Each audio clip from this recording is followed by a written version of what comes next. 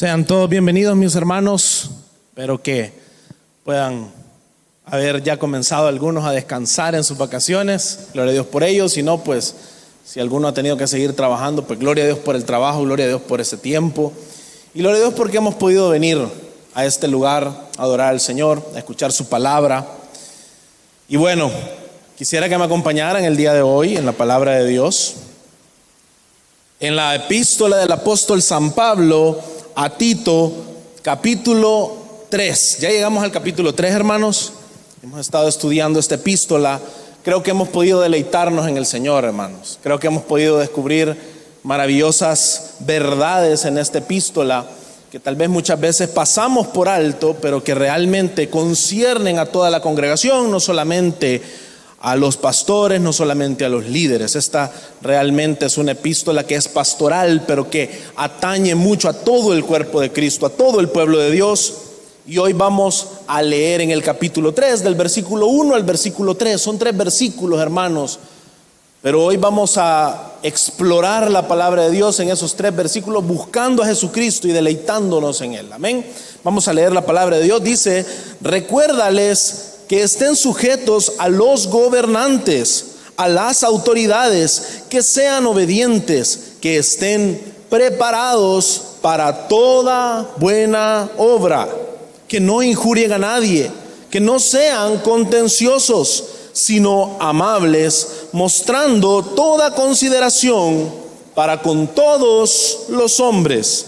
Porque nosotros también en otro tiempo éramos necios, desobedientes, extraviados, esclavos de deleites y placeres diversos, viviendo en malicia y envidia, aborrecibles y odiándonos unos a otros. Vamos a orar. Señor Padre Celestial, te agradecemos por permitirnos estar hoy delante de ti, por permitirnos hoy, Señor, poder venir delante de tu palabra, estudiarla, meditarla y encontrar en ella a Jesucristo, nuestro Dios y Salvador. Gracias, Padre, porque tú eres, Señor, nuestro ejemplo, nuestra enseñanza de cómo debemos de vivir delante del mundo, delante de las autoridades, delante de los demás, de aquellos que no te conocen. No, Padre Santo, con ningún otro propósito más que exaltar tu nombre. Padre Celestial, te pedimos hoy que tu nombre sea exaltado en la predicación de tu palabra. Que no haya ningún obstáculo humano de mi parte, Señor, sino que sea expuesta fielmente, de tal manera que el cuerpo de Cristo pueda ser edificado y el alimento pueda ser nutritivo para cada uno de nosotros. Te alabamos y te bendecimos en el nombre de Jesús. Amén. Pueden tomar asiento, mis amados hermanos. La enseñanza del día de hoy es una enseñanza en la cual Pablo torna el tema hacia Tito de una manera muy práctica. Él le dice: recuérdales que estén sujetos a los gobernantes y a las autoridades. Pero este recuérdales nos amarra con todo lo que hemos venido aprendiendo. ¿A quién le está recordando Pablo? ¿O a quién le está diciendo Pablo a Tito que le recuerde sobre esta orden que ahora le da, sobre esta orden de enseñanza, sobre esta enseñanza de estar sujeto a las autoridades y a los gobernantes? Nosotros veníamos viendo en la palabra de Dios que el Señor había mandado al apóstol Pablo. Él era su apóstol, él era su enviado, y el apóstol Pablo se estaba refiriendo a Tito, su verdadero hijo, y le estaba diciendo: por eso te dejé en Creta, ¿recuerdan? Para que pusieras a estos hombres irreprensibles. Estos hombres irreprensibles iban a pastorear el rebaño. En Creta ya habían creyentes, el evangelio había llegado. Nosotros habíamos revisado en sermones anteriores que en Hechos se encuentran cretenses entre los que reciben el día de Pentecostés, atestiguan el día de Pentecostés. Se encontraba un grupo de cretenses y atestiguaron el evangelio de Cristo desde sus inicios, cuando sale la iglesia llena del Espíritu Santo en Jerusalén. Habíamos revisado también la importancia que tiene el hecho de que Creta era un lugar foráneo, era un lugar internado en el mar. El evangelio había salido de Jerusalén, había salido de Samaria y estaba llegando hasta lo último de la tierra. Vemos a la gran comisión actuando en este sentido, el Espíritu Santo haciendo la obra a través de hombres fieles, porque el Espíritu Santo fue derramado sobre los discípulos de Jesucristo. Esa unción del Espíritu Santo, esa llenura del Espíritu Santo, hoy le había dado el poder de Dios a los creyentes para poder vivir la vida de la sana doctrina. Y es importante que usted recuerde ese concepto, mi hermano, porque la sana doctrina es aquella que es conforme a la piedad. No existe tal cosa como una doctrina sana que no es conforme a la piedad, o que no guía a la piedad a aquellos que son enseñados. Entonces este es el grupo de personas que recibe una enseñanza ahora de estos hombres fieles, de el Señor Jesucristo, de Pablo, de Tito, de aquellos ancianos que serían nombrados, de aquellos pastores que serían nombrados. Y hay un grupo de personas de todo rango de edad, de toda clase social, de todo estrato, que empieza a ser enseñado en la piedad, en la verdad del evangelio, que empiezan a ser enseñados en la sana doctrina. Ellos no son como aquellos de la circuncisión o como los paganos que enseñan falsedades y que se han vuelto inútiles, ¿recuerdan eso? Sino que más bien ellos ahora reciben la palabra de Dios que nosotros encontramos en 2 de Timoteo, que es la palabra que es útil para enseñar. Por eso toda buena enseñanza procede de la palabra de Dios, de la sana doctrina que viene a los hombres por medio de Jesucristo, a quien Tito debía recordar por orden de Pablo, que recordaran estas cosas. Es entonces aquellos seguidores de Jesucristo, aquellas ovejas pastoreadas por aquellos pastores fieles. Ellos debían recordar entonces, después de haber comprendido exactamente quiénes eran, el tipo de instrucción que debían de vivir, de volverse unos nuevos seres humanos que habitan la tierra, redimidos por Cristo Jesús, que viven una nueva vida, resucitados en Él, a que ahora, después de tener nuevas familias de los hombres mayores, asumir su rol y su responsabilidad de ser quienes guían a las familias enteras, de las mujeres mayores de volverse maestras de mujeres más jóvenes, de las mujeres jóvenes de volverse maestras en el hogar, y de los jóvenes a que se porten varonilmente como Cristo Jesús. Esta es una nueva clase de humanidad. Estas son nuevas familias, y estas nuevas familias y esta nueva humanidad debía de existir no en lo secreto, sino en el ámbito, hermano, público. Cuando usted vino a los pies de Cristo, usted no vino a los pies de Cristo para irse a aislar del mundo, en el sentido no del mundo, me refiero al pecado y a los placeres de la vida mundanal. Usted no vino a aislarse del mundo, de la creación, del planeta, de la sociedad en la que usted habita. Usted vino a alejarse del sistema de este mundo, pero usted vino a vivir en medio de este mundo, en Cristo Jesús, lleno del Espíritu Santo, como el templo de Dios que debe llenar toda la tierra. Por ende, la misión es importante, sumamente importante, porque usted, mi hermano, no está en este mundo simple y sencillamente para ser rescatado de su condenación eterna, sino que está en este mundo porque usted debe de reflejar la victoria de Cristo Jesús. Usted debe de ser esa nueva humanidad que muestra la piedad, que muestra la sana doctrina y que lo muestra con el ejemplo de vida, que predica la palabra de verdad, pero que también la vive. Entonces encontramos a Pablo diciéndole a Tito: recuérdales que estén sujetos a los gobernantes. Este es un tema que puede llegar a ser muy polémico, porque muchas veces los cristianos venimos y algunos caemos en dos extremos diferentes. Hay quienes toman el cristianismo como alguna especie de activismo meramente político, y quiero dejar en claro que el mensaje del evangelio sí es altamente político, porque usted está diciendo, al creer en el evangelio, que Jesús es rey, y si Jesús es rey, César no lo es. Así de sencillo.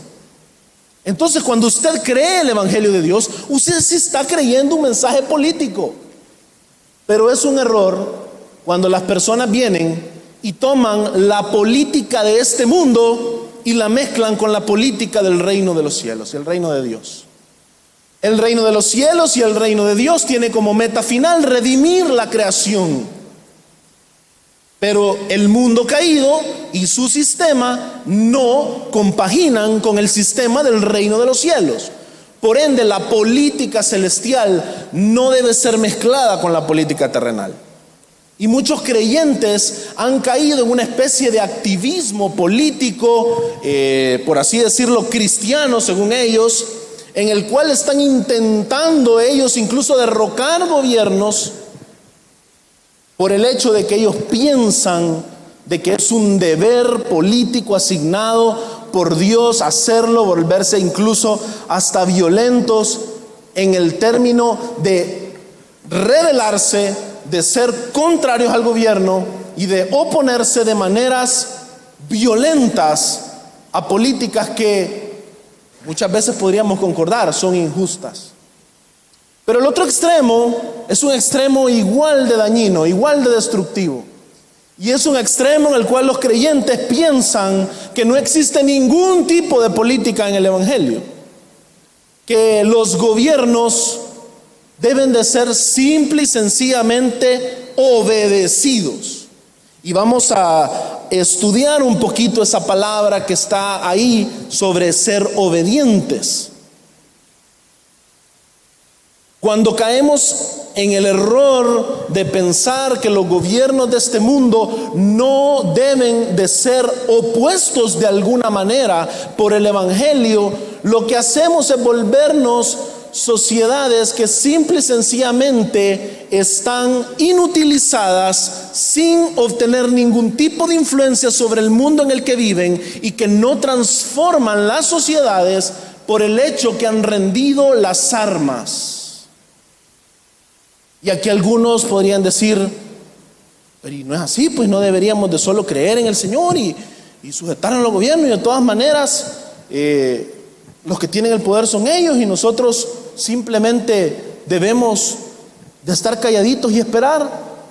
Mis hermanos, hablábamos hace 3 jueves y yo les decía, había comenzado la verdadera guerra. ¿Se acuerdan que yo les decía eso? Ha comenzado la verdadera guerra y hoy el evangelio ya iba por Creta. Así que el aspecto de ofensiva que el evangelio tiene políticamente sobre el mundo no debe ser omitido, no debe de ser deformado en convertirlo en política humana, perversa, pecaminosa, pero tampoco debe de ser convertido en un sistema de escape de este mundo, el cual Cristo Jesús vino desde los cielos a redimir. La palabra de Dios nos enseña que la creación, dicen Romanos, gime aún esperando la redención.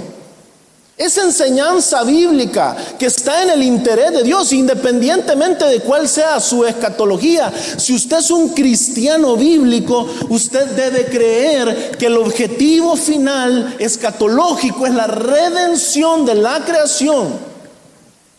Porque Cristo Jesús va a reinar sobre esta tierra, redimida, glorificada. Usted y yo vamos a resucitar un día y vamos a tener cuerpos glorificados y todo va a ser mejor que al principio. Esa es la enseñanza bíblica en la cual todos los cristianos estamos de acuerdo.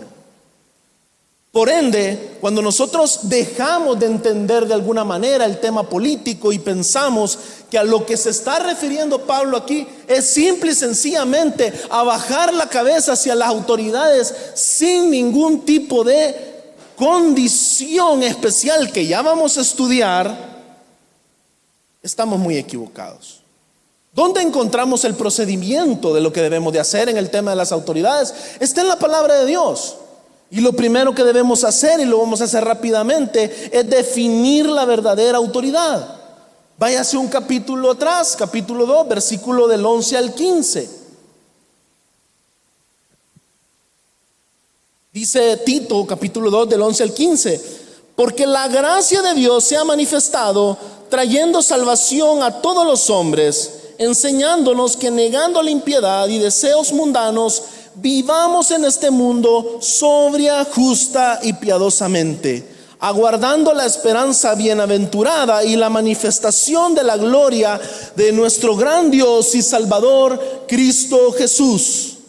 Él se dio por nosotros para redimirnos de toda iniquidad y purificar para sí un pueblo para posesión suya, celoso de buenas obras.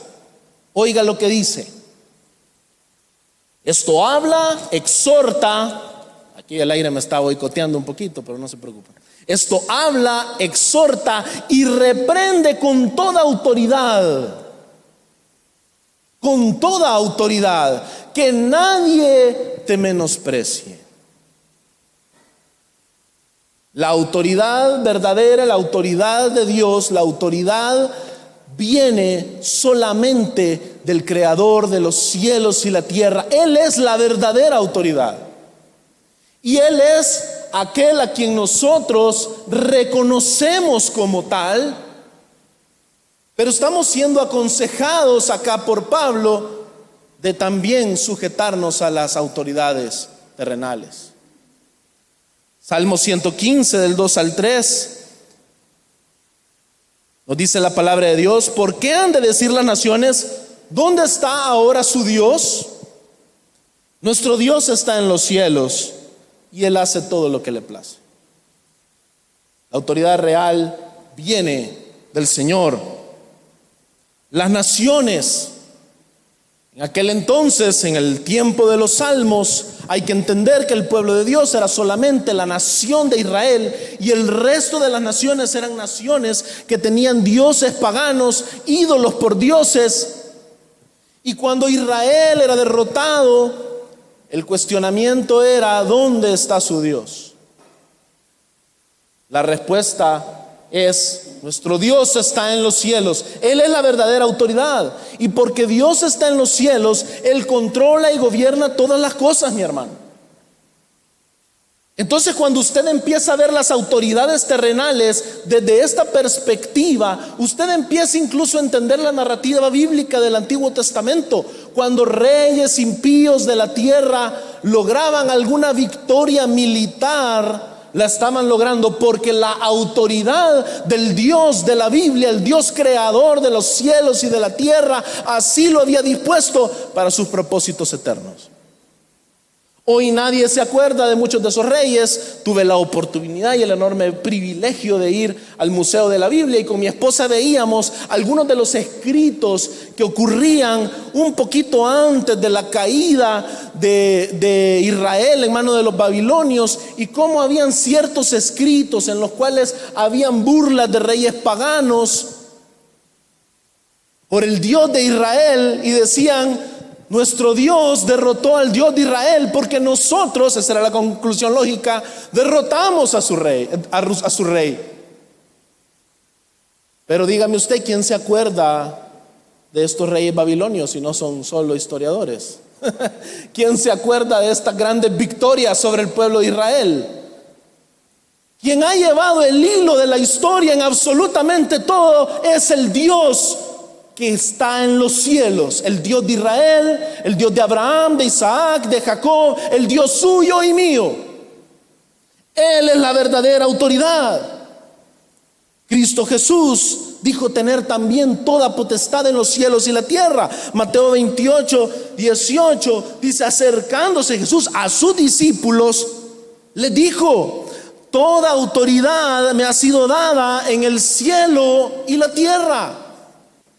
Aquí estamos en el Nuevo Testamento. Jesús, y la autoridad, dice él, le ha sido dada en los cielos y en la tierra. Es decir, él no está amarrado sobre nada de lo que sucede en la tierra. Jesús reina sobre cielos y tierra. Él es la verdadera autoridad.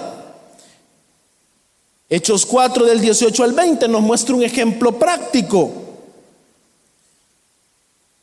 Dice: cuando los llamaron, les ordenaron no hablar ni enseñar en el nombre de Jesús. Les ordenaron. ¿Quiénes? Las autoridades.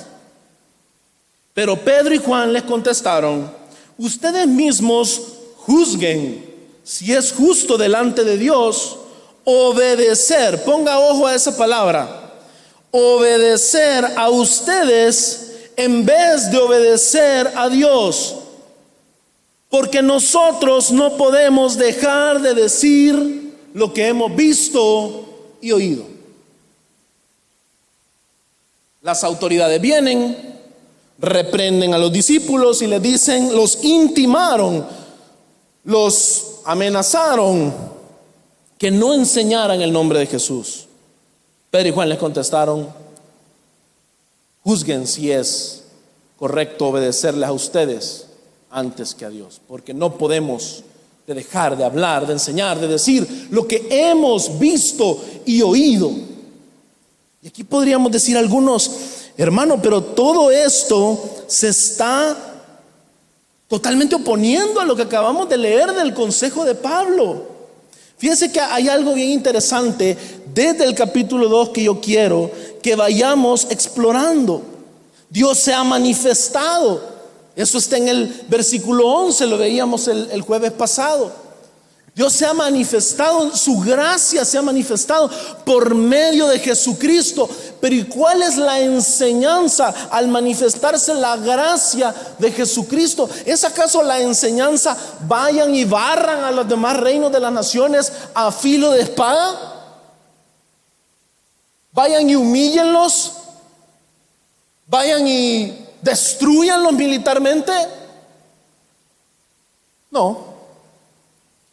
Fíjense que el versículo 12 del capítulo 2 dice: enseñándonos. ¿Qué nos vino a enseñar el Señor al manifestar su gracia? Enseñándonos que negando la impiedad y los deseos mundanos, vivamos en este mundo sobria, justa y piadosamente.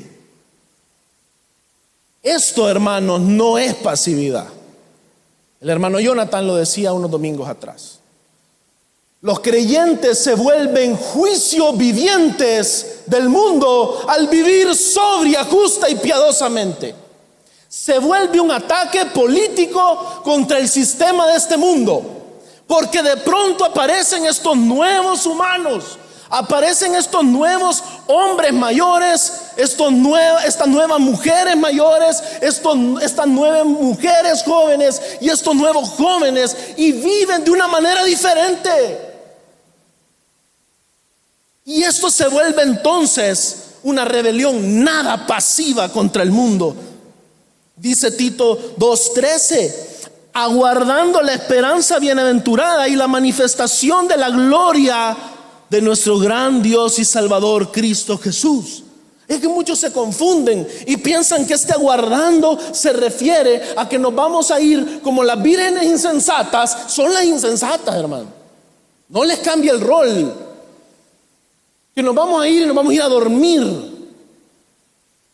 Este aguardar de la manifestación de la gloria de nuestro gran Dios y Salvador Cristo Jesús es completamente activa, llena de vidas piadosas, llena de la predicación del evangelio por pasiva y por activa. Entonces ese aguardar lo que está haciendo es anunciándole al mundo que va a haber la manifestación de la gloria de nuestro Salvador, y que nosotros somos tan solo un anuncio, que nosotros en este mundo predicando el Evangelio somos tan solo las primicias de la redención. Y es sumamente importante que lo entendamos. Y aquí un aspecto político que sale a relucir está en el versículo 14, que dice: Él se dio por nosotros para redimirnos de toda iniquidad y purificar para sí un pueblo para posesión suya. Un pueblo. Y esto nos remite, hermanos, al Éxodo. De hecho, Pablo está jugando con la idea del Éxodo. Pablo está jugando con la idea de la refundación de Israel. Pero en esta ocasión el verdadero Israel, que ha sido librado de la garra del verdadero enemigo. Porque Egipto era apenas un enemigo terrenal, que el Señor lo utilizó para enseñarnos quién era el verdadero enemigo de nuestras almas. Esta es la liberación de Dios, del pueblo de Dios. Y este es un acto político. Porque si usted se acuerda del Éxodo y se lo aprendió bien, el Señor humilla a Faraón. El Señor expone a Faraón como incapaz de dejar ir a un pueblo que no tenía ni tierra, que no tenía ni ejército, que no tenía posesiones. Cuando el Señor dice que va a ser un pueblo, Él está haciendo una afirmación política. Pero mire qué hermoso es esto que nos está diciendo la palabra de Dios, que nos redime de toda iniquidad y nos purifica para un pueblo, para posesión suya, celoso de buenas obras. Este pueblo es rescatado del Egipto de este mundo y es rescatado para ser posesión de Dios. ¿Quién es el rey entonces si este pueblo es posesión de Dios?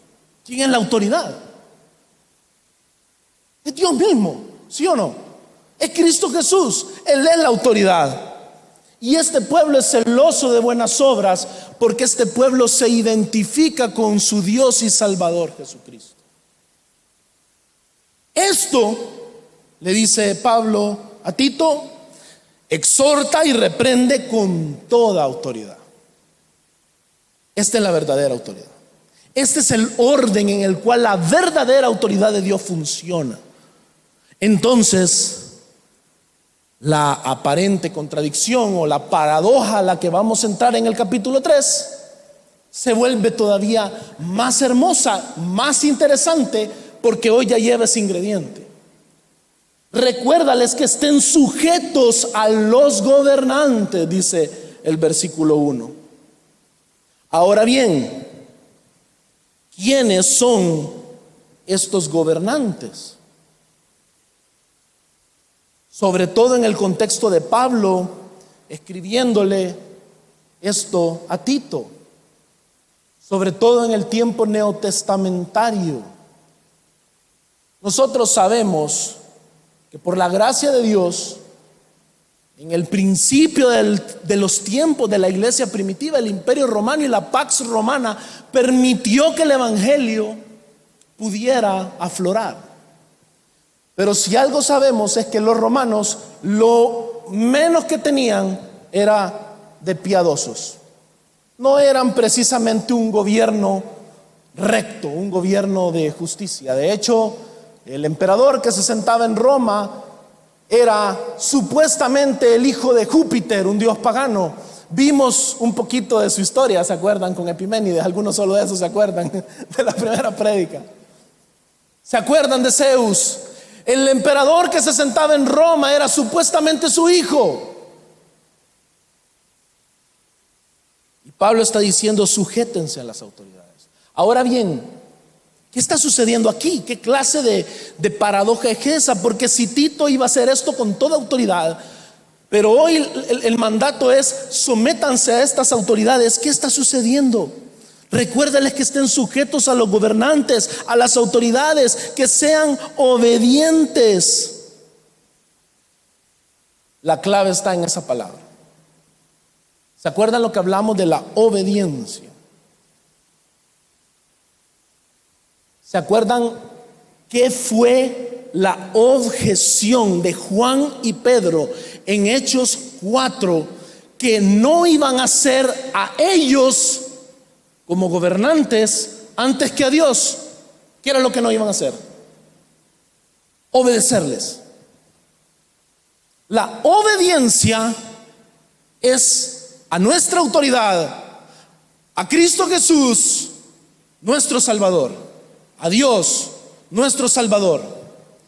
Pero esa obediencia requiere de nosotros lo que está en el capítulo 2.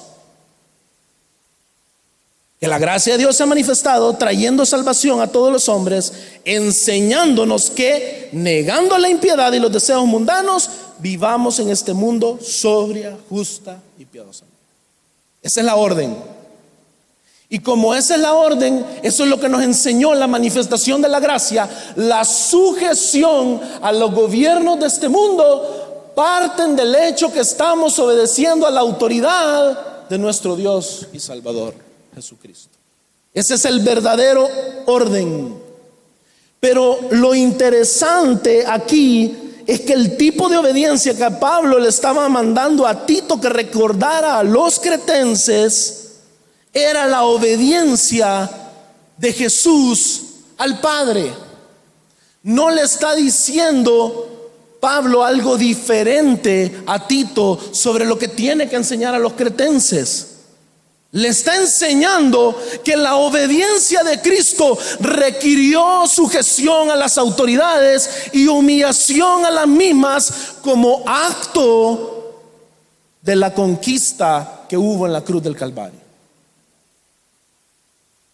Y ahí nosotros encontramos lo que dice la palabra de Dios y lo podemos buscar en Filipenses 2 del 5 al 8. Lo hemos leído muchas veces, pero quiero que lo leamos.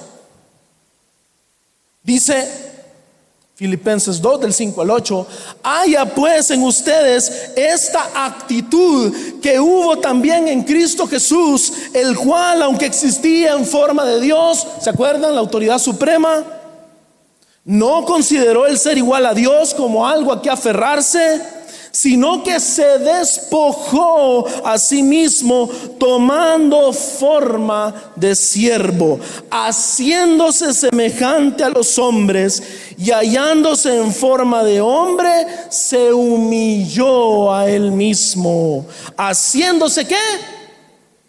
Obediente. Ahí está la palabra, hermano.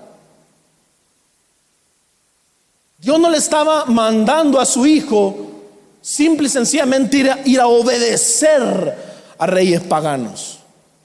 La obediencia del Hijo era al Padre. El Hijo encarnado obedece al Padre. Y esa obediencia requería sujeción a las autoridades, porque requería la humillación para poder ser aquel cordero que iba a morir en nuestro lugar, porque requería ese tipo de vida en este mundo, con los sufrimientos de este mundo, para que, como dicen Hebreos, él pudiera ser un sumo sacerdote que puede compadecerse de cada uno de nosotros. La obediencia de Cristo es entonces al Padre. Se humilló a sí mismo, haciéndose obediente hasta la muerte y muerte de cruz. Entonces, mi amado hermano, la obediencia que estamos encontrando aquí es la obediencia de Cristo al Padre. Y cuando nos dice el capítulo 3 que seamos obedientes, continúa diciendo esta hermosa frase: que estén preparados para toda buena obra. ¿Qué buena obra es aquella que nosotros podemos hacer? ¿Cuál fue, mi hermano, la cumbre de toda buena obra que se ha podido hacer y que nos ha dado ejemplo Cristo Jesús, obra por medio de la cual usted y yo somos salvos de la ira de Dios y de la condenación y hemos venido a una nueva vida. ¿Sabe usted cuál es esa buena obra? La buena obra de Cristo se resume y llega a su punto culmen en la cruz del Calvario. Por ende, Pablo le está diciendo: sujétense a las autoridades, a los cretenses. Les está diciendo: sean obedientes a Dios como Cristo Jesús, el Hijo de Dios, fue obediente.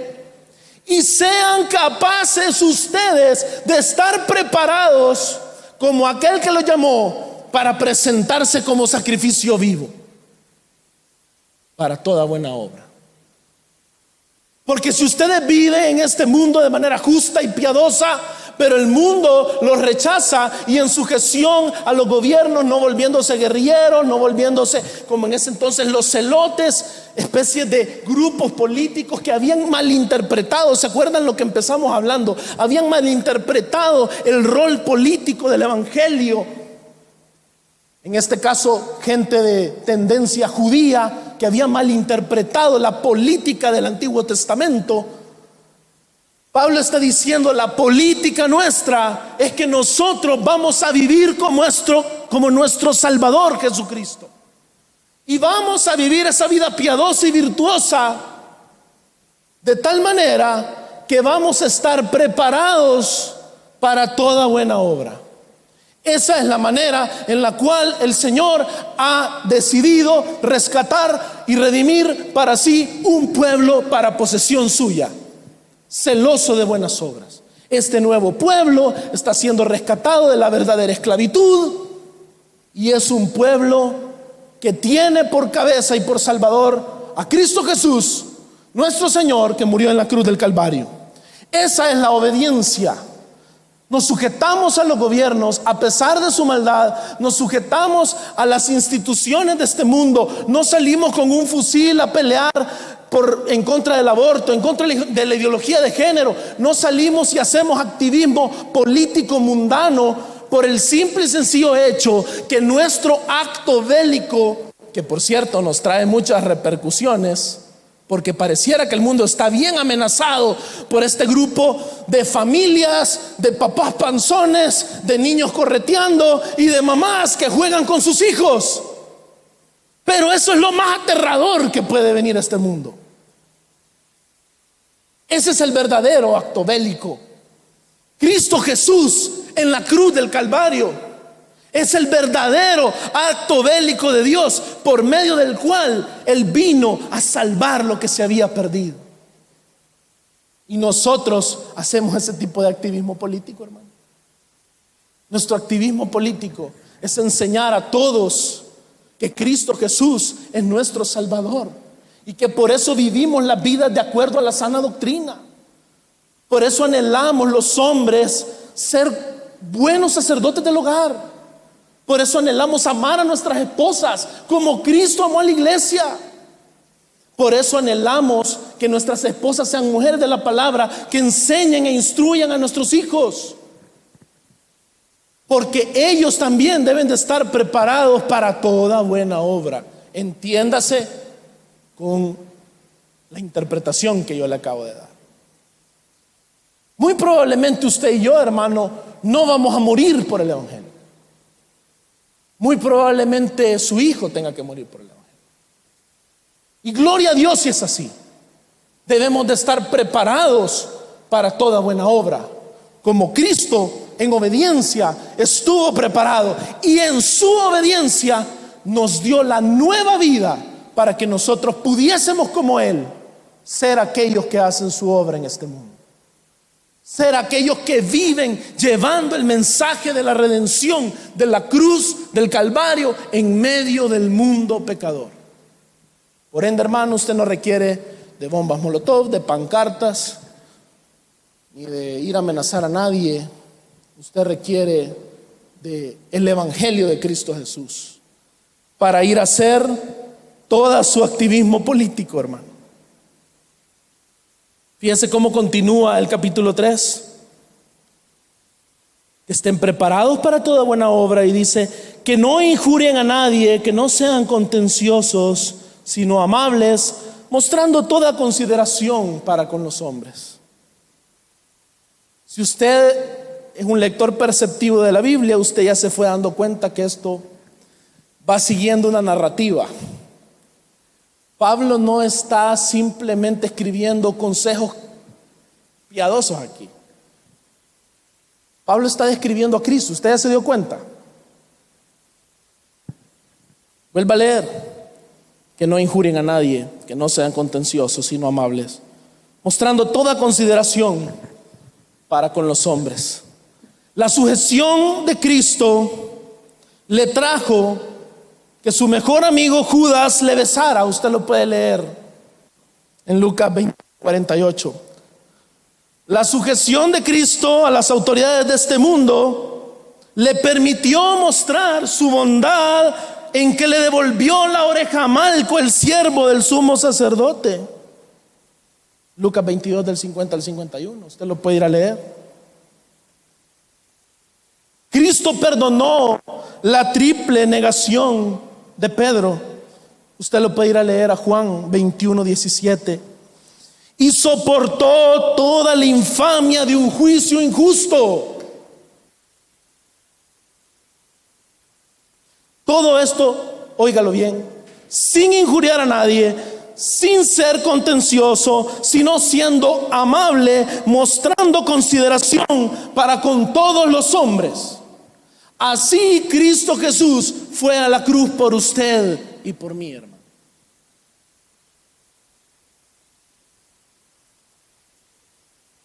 Por ende, cuando usted recibe este consejo, aunque usted no es el cretense que lo está recibiendo originalmente, usted lo recibe 2000 años después y usted entiende que usted no debe de injuriar a nadie. El contexto histórico en Creta es que había mucha efervescencia política contra la forma en la que en Roma se estaban llevando las cosas, y los cristianos no estaban exentos de esta efervescencia. Y Pablo les dice: no injurien a nadie.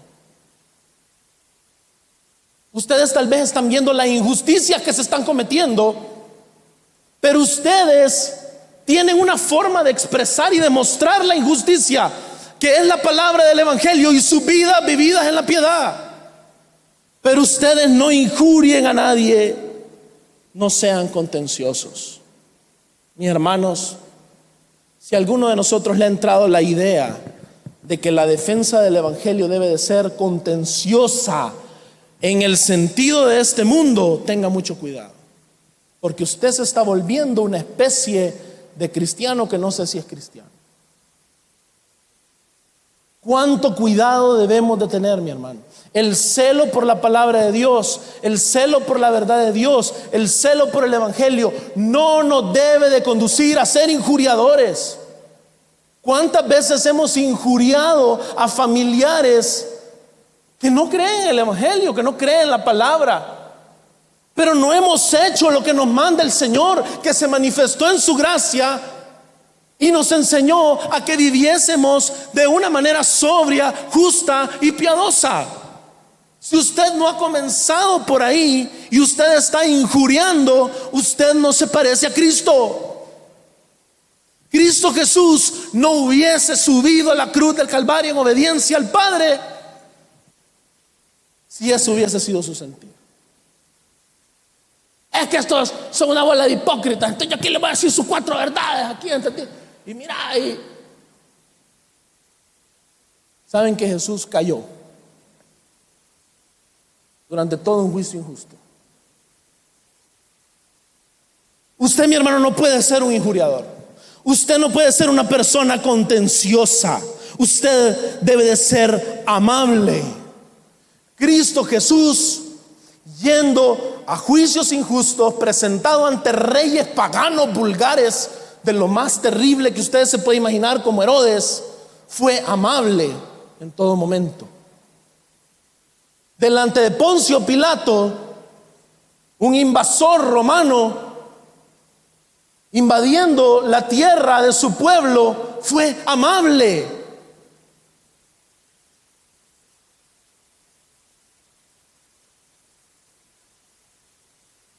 mostrando toda consideración para con todos los hombres. Porque Cristo mostró toda consideración al ser clavado por usted y por mí, que somos unos pecadores, en la cruz del Calvario.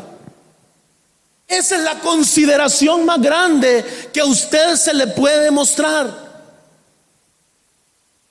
Por ende, cada vez que usted injuria a alguien, usted está menospreciando la obra de Cristo de considerar a todos los hombres, de ser amable con todos los hombres.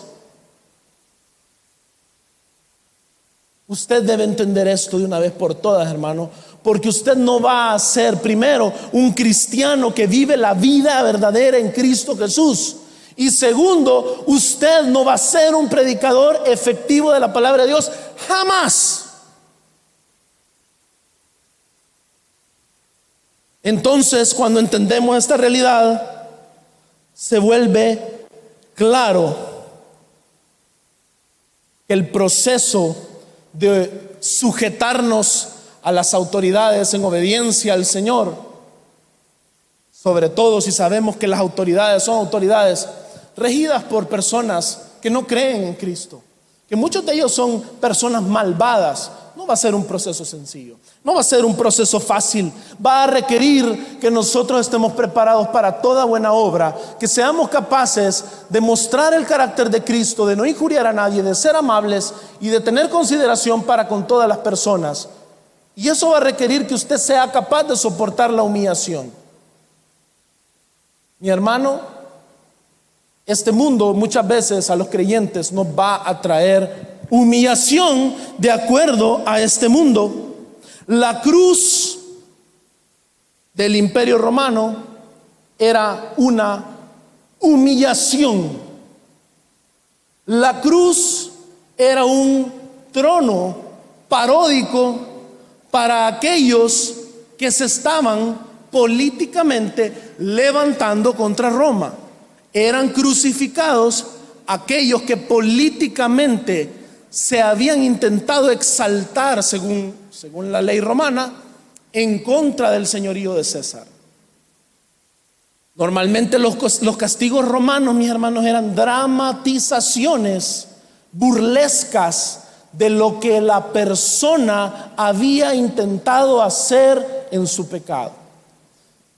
Le contaba yo a mi esposa de un tipo que se había declarado el rey del Etna, de un monte, y se había autoproclamado sobre el monte un rey. Cuando lo capturaron, como castigo, lo que hicieron fue que lo pusieron sobre una montaña de cajas bien frágiles de madera, y abajo le pusieron todo tipo de bestias, y le empezaron a arrojar cosas para que la carga quebrase las cajas y él cayera, y las bestias lo devoraran.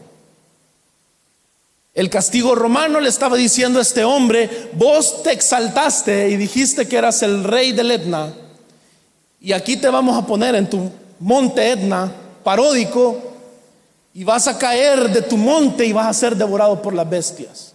Los castigos romanos tenían el propósito de burlarse de aquel a quien se estaba castigando, y la cruz era el castigo político por excelencia, porque era el levantamiento paródico de un hombre. Cristo Jesús es levantado en humillación, así como usted es muchas veces tratado en humillación por su fe en Cristo, mi hermano. Pero desde la perspectiva de Dios, que es la perspectiva que importa y que es la perspectiva que rige la historia y lo que al final sucede en ella, lo que estaba sucediendo en la cruz era completamente diferente.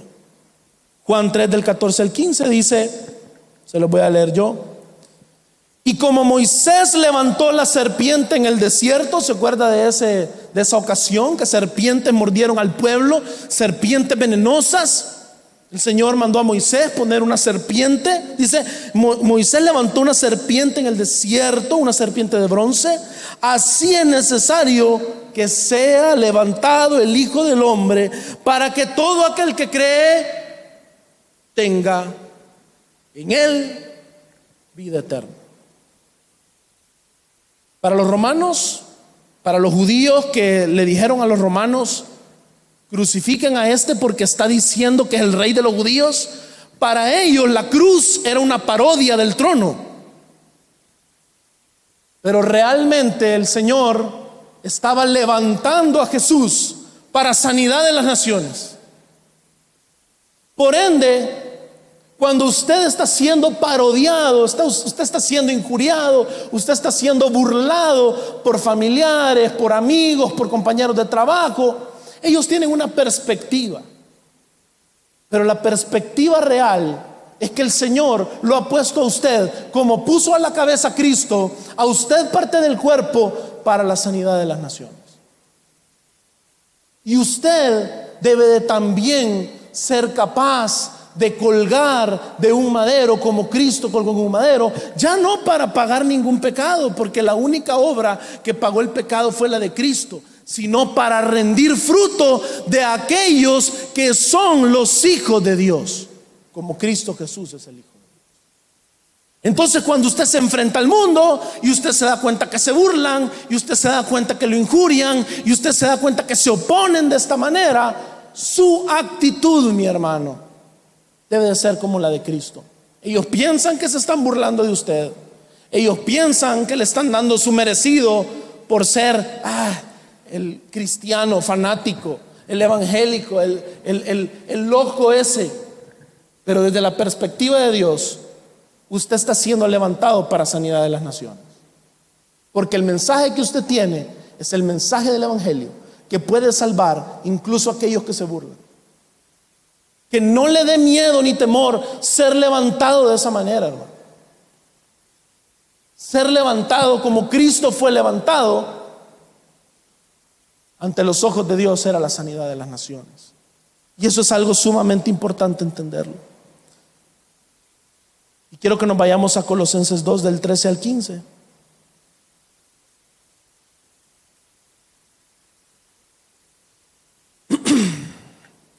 Dice la palabra de Dios: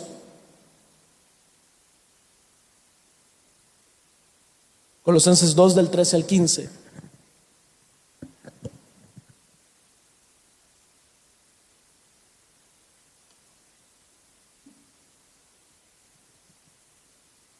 Dice la palabra del Señor: y cuando ustedes estaban muertos en sus delitos y en la incircuncisión de su carne, Dios les dio vida juntamente con Cristo, habiéndonos perdonado todos los delitos, habiendo cancelado el documento de deuda que consistía en decretos contra nosotros y que nos era adverso, y lo ha quitado de en medio, clavándolo ¿en dónde? En la cruz. Esto es otro relato de lo que en verdad pasó en la cruz. El Imperio Romano estaba queriendo humillar a Cristo, mostrándolo como un falso rey que se había levantado, y ellos lo estaban levantando en burla. Pero realmente en la cruz, la realidad es que los decretos en contra de nosotros, que nos eran adversos, habían sido quitados de en medio y clavados en la cruz. Y oiga lo que dice: y habiendo despojado a los poderes y autoridades, hizo de ellos un espectáculo público, triunfando sobre ellos por medio de él. Y es curioso que aquí Pablo menciona los poderes y las autoridades, porque si bien es cierto, aquí en el contexto puede estarse refiriendo a poderes y autoridades espirituales, aplica de igual manera a poderes y autoridades políticas. Pablo está aquí haciendo una clara referencia a que aunque Cristo había sido levantado en la cruz por los poderes y autoridades para exhibirlo y burlarse, quienes realmente fueron exhibidos fueron ellos. El Señor Jesús clavado en la cruz exhibe al Imperio Romano, exhibe al Sanedrín, exhibe al sumo sacerdocio de Israel como aquellos injustos, y a Jesús como el justo que muere por pecadores. Y entonces el evangelio sale por el mundo como la predicación de aquellos justos que mueren por pecadores. Y de esa manera fue expuesto toda autoridad y todo poder. Porque el día de hoy, mi hermano, cuando se ven las películas de la pasión de Cristo, nadie se sale. Bueno, obviamente sabemos que hay películas satánicas que a propósito hacen esto, pero desde el punto de vista histórico, aún de aquellos que no son cristianos, siempre la narrativa es que Cristo Jesús fue a la cruz y ahí venció. No sale que los romanos se están burlando de Jesús. Ya nadie se acuerda ni quiénes eran. Es más, yo creo que de ustedes nadie sabe quién era el emperador romano cuando Cristo Jesús murió. ¿Se da cuenta?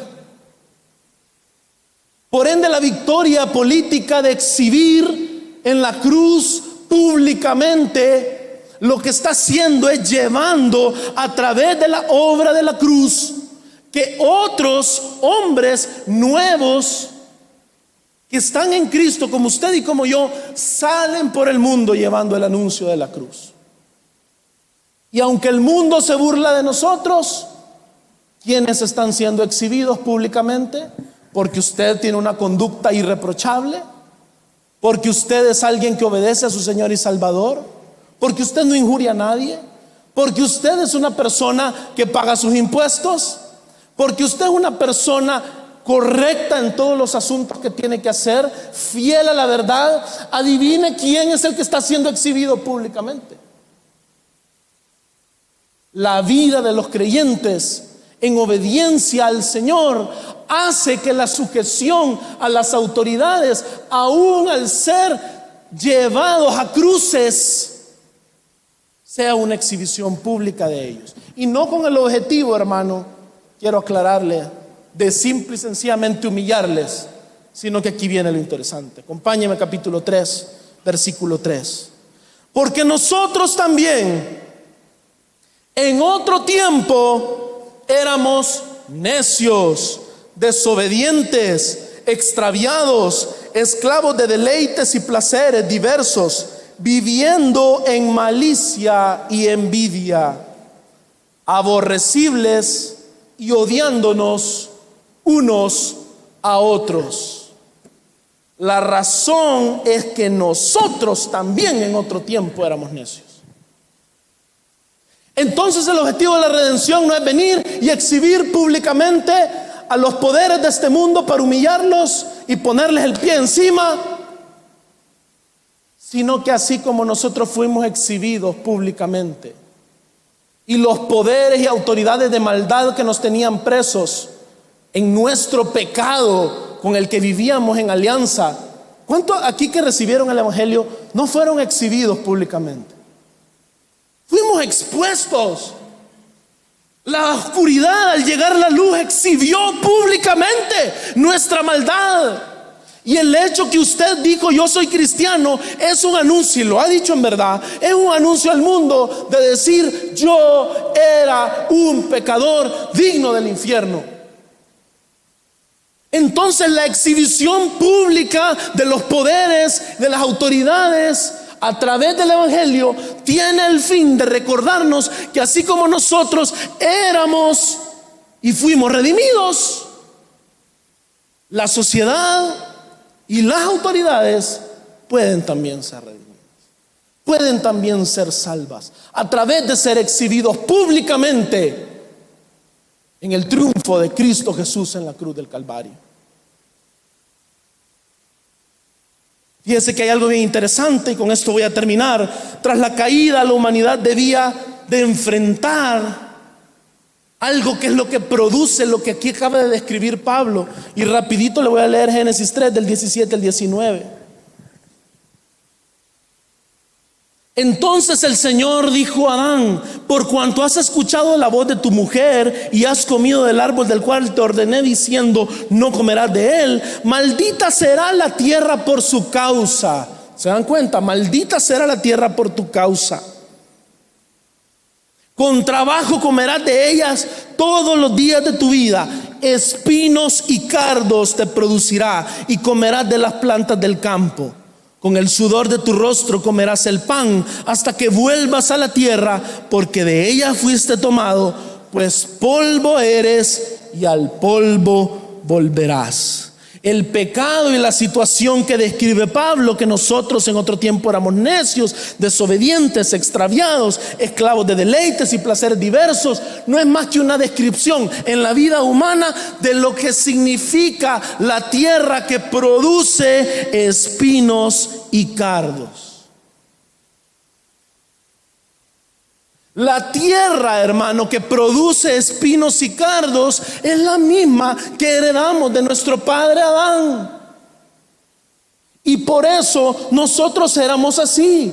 Y por eso los gobernantes de este mundo son así. Su familiar que le cae mal es así. Dice el Señor que para que pudiera haber fruto se requería del trabajo. Había que remover la maleza. Con esto voy a cerrar, hermanos. Aquí habían como 5 puntos, pero vamos a cerrar con esto. Cristo Jesús es aquel que removió los espinos, llevándolos en la cruz del Calvario. Cristo Jesús es aquel que enterró su arado en la cruz. En ese madero Él estaba preparando la tierra para que esa tierra llena de espinos que Él llevó sobre su cabeza pudiese ser sembrada con la buena semilla. Esa cruz, que es un arado, permitió que la semilla sembrada con el sudor como gotas de sangre, que dice en Génesis que así vamos a tener que sembrar para obtener fruto. Jesús suda como gotas de sangre y siembra la semilla de su cuerpo y resucita al tercer día, mi hermano. ¿Sabe haciendo qué? Dándole vida a usted. La semilla germinó. La tierra llena de espinos y abrojos que no produce ningún fruto. Entiéndase usted hoy en Cristo, que ha sido usted arado por medio de la cruz del Calvario, que a usted se le han quitado las espinas porque Cristo las llevó. Hoy usted ha nacido de la resurrección de Cristo Jesús, de la sepultura donde Él fue sembrado para la redención de este mundo. Por ende, mi hermano, por eso no es extraño lo que la palabra de Dios nos enseña. Mateo 10:38, y con esto vamos a cerrar, nos dice: y el que no toma su cruz y sigue en pos de mí, no es digno de mí. Ok, entonces Jesús nos está llamando a imitar su ejemplo en la cruz.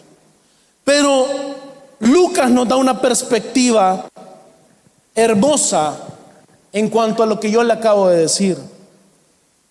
Pero Jesús le dijo: nadie que después de poner la mano en el arado mira atrás es apto para el reino de Dios.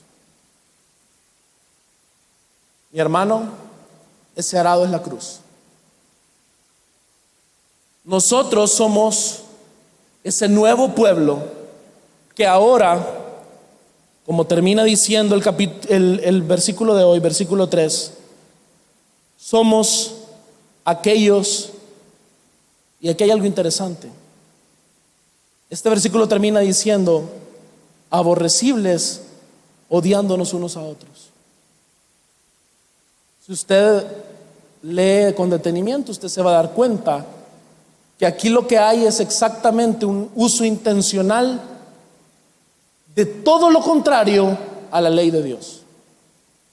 Somos aborrecibles porque no amamos a Dios con todo nuestro corazón, con toda nuestra alma y con toda nuestra mente, y por ende nos aborrecemos, nos odiamos los unos a los otros.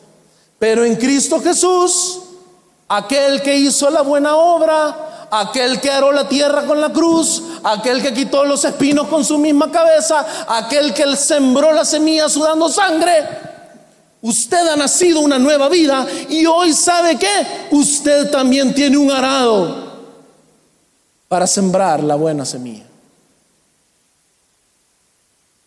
Usted, si es un verdadero creyente, no va a tomar el arado y va a volver a ver atrás. Usted va a seguir haciendo la obra de Cristo Jesús, nuestro Salvador, porque esa es la forma en la cual los principados, las potestades son derrotadas. ¿Quiénes son los verdaderos enemigos? Segunda de Corintios 10:4 dice: porque las armas de nuestra milicia o de nuestra contienda no son carnales, sino poderosas en Dios para destrucción de fortalezas.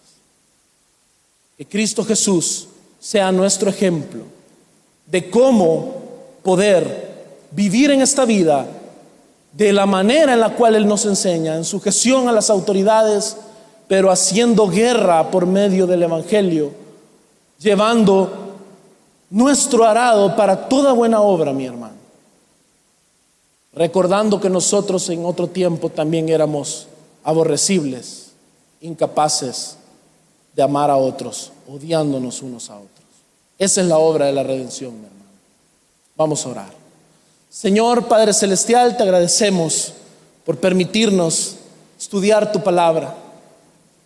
Padre, por encontrar a Cristo Jesús en ella y por conocer a aquel que nos dio vida. Gracias, Padre Santo, porque nosotros no tenemos una guerra política según los parámetros de este mundo, sino a través de nuestras vidas sobrias, de nuestras vidas piadosas, de nuestras vidas en obediencia al Señor. Gracias, Padre, porque eso no significa que vamos a cruzarnos de brazos, sino más bien significa todo lo contrario. Significa que somos aquellos capacitados para toda buena obra, como Cristo Jesús en obediencia estuvo capacitado para toda buena obra.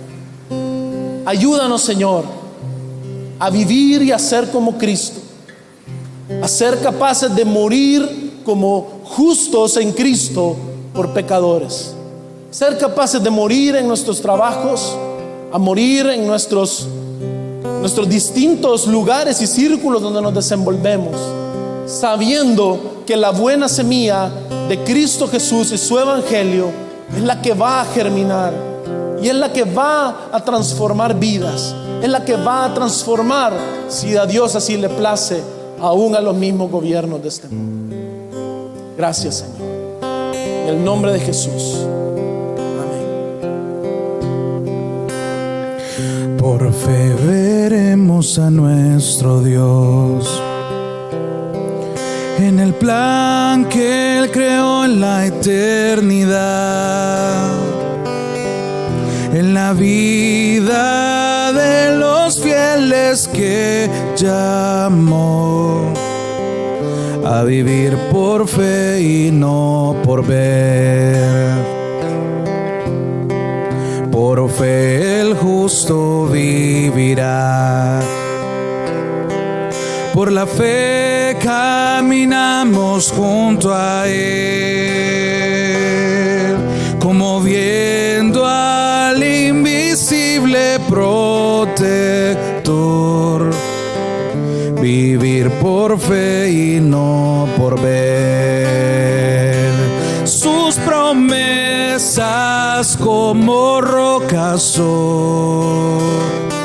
Sus promesas cumple nuestro Dios. Nos movemos solo por la fe en Él. Vivir por fe y no por ver.